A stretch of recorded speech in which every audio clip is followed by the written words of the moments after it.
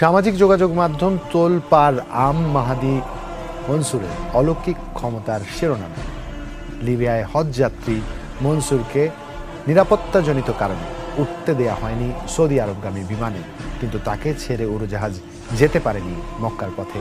এই ঘটনাকে ইমানের জোর আখ্যা দিয়ে চলছে জোর প্রচার।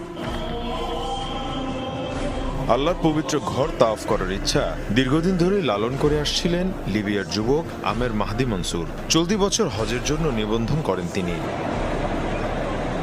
সব আনুষ্ঠানিকতা শেষ করে বিমানবন্দরে যাওয়ার পর বিপাকে পড়েন আমের। মিশর হয়ে তার সৌদি আরব যাওয়ার কথা থাকলেও নিরাপত্তা ইস্যুর কথা জানিয়ে তাকে বিমানে উঠতে দেননি কর্মকর্তারা। এক পর্যায়ে আমেরকে ছাড়াই টেক অফ করে বিমানটি। যদিও আল্লাহর উপর বিশ্বাস আর কাবাঘর তাওয়াফ করার ইচ্ছা তখনও হারাননি আমের। কর্মকর্তাদের জানান হজের নিয়ত তিনি করেছেন, তাই অবশ্যই মক্কায় যাবেন। এরপরই হয় বিস্ময়কর ঘটনা। যান্ত্রিক ত্রুটির কারণে ফিরে আসে বিমানটি। চেকআপের পর আবারও উড্ডয়নের জন্য প্রস্তুত হয় বিমানটি।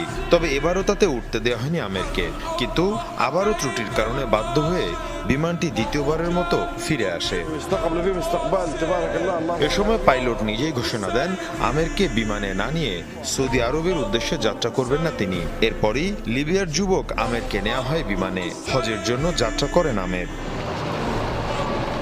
অলৌকিক এই ঘটনাটি মঙ্গলবার জানিয়েছে হারামাইন শরীফ কর্তৃপক্ষ।